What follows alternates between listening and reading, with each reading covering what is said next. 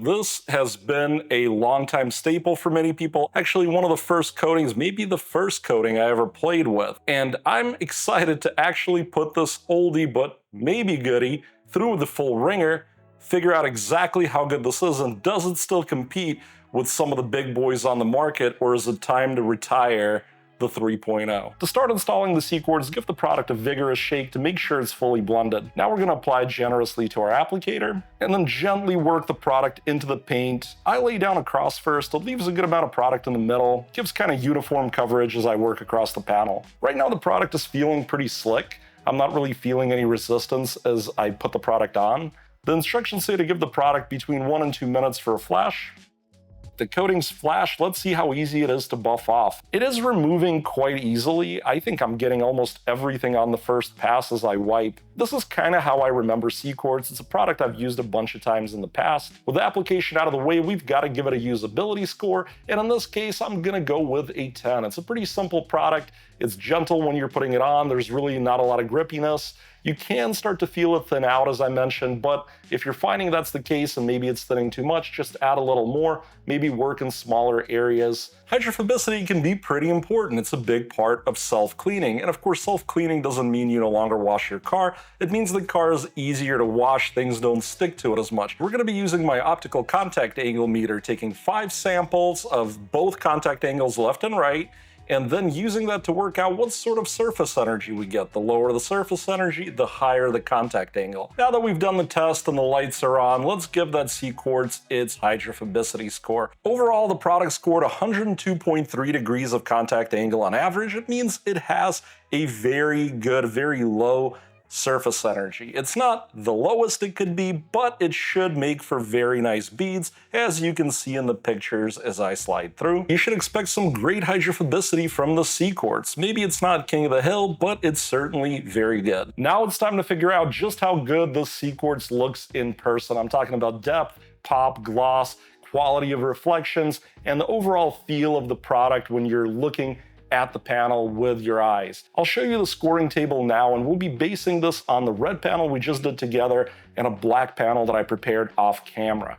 Now the 2 scores will be averaged, and that will give us the overall idea of the prettiness of the product. To start off with the red panel, I think the product has made a fairly marginal difference. This has again been my experience with CQUARTZ on lighter colored vehicles. It just doesn't really give a whole lot of pop. I see a line where the product is when I'm here in person, but I think you're probably not gonna see it through the camera. Really, this is so close to a 0. However, to be fair, if you were seeing it in real life, you would see an improvement. So I would give this a 5. And it can be tough for a product to improve the look of the red panel just because it is so bright. It's kind of like white or other very light colors. It's just normally not a big day and night difference when you put a product on. Some products are much better at this than others. And here is our black test panel, and we've got the CQUARTZ over here and a different product for another video on the right.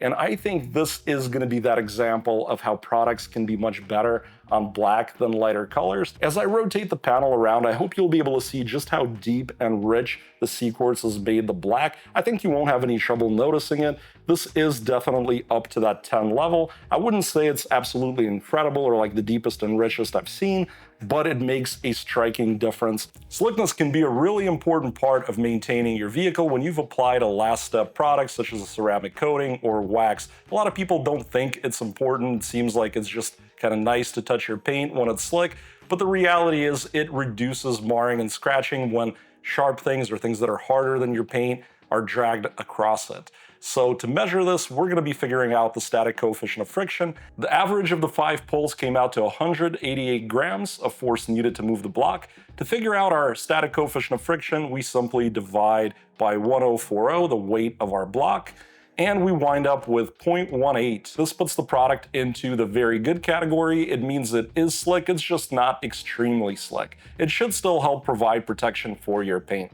I need just 1 second of your time to let you know that there are affiliate links down below in the description to the product we're looking at today, as well as other products that I trust. If you enjoyed the video and you want to support the channel, use any of my affiliate links. If you purchase anything at all at those websites, I receive a small commission at no added cost to you, and it really does help make videos like this one possible. Earlier, we used our eyes to figure out if the CQUARTZ UK 3.0 is pretty, but we can also use my gloss meter to see if it's more reflective than bare paint. When this panel gets prepped for testing, it averages 88 gloss units on my gloss meter across 5 samples, and now that the product has been applied and cured on this panel, we can measure and see if that's gone up or down and score accordingly. On average, we got 89.2 gloss units rounded down. Of course, if we subtract 88, it means we got 1.2 points. The product did increase the specular reflection, the shine, a little bit.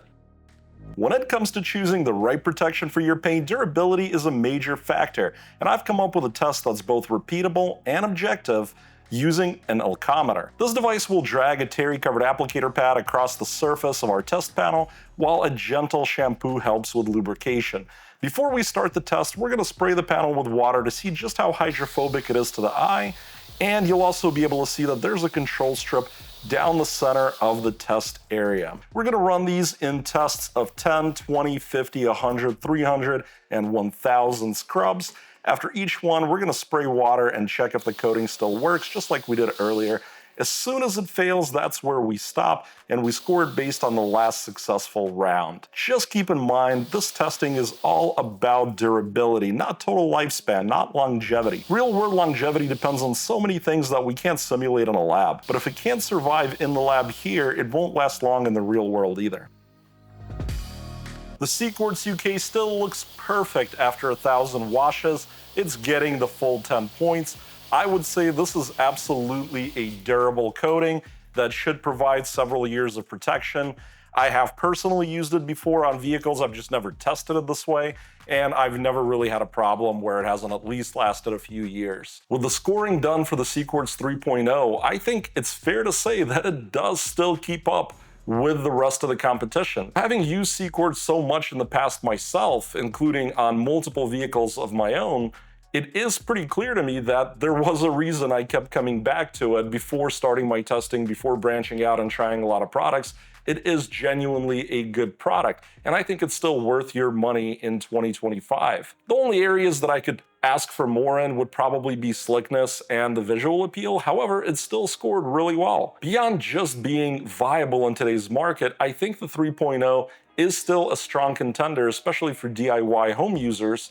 It's something that I think a first-time installer could successfully do. Like I said, it was the first coating that I installed. I hope you've enjoyed the video, and if you did, make sure to hit that subscribe button, hit like, leave me a nice comment. I love talking to everyone. Even if I don't respond to you, I read almost every single comment. Sometimes between the real job and this, it's just too much to respond to everyone, but I read almost every single one of them. If you are new to the channel, I do this kind of in-depth testing pretty frequently. I also do some car builds and car mods, so there is something here for almost everyone who's into cars. So I do hope to see you again in the future.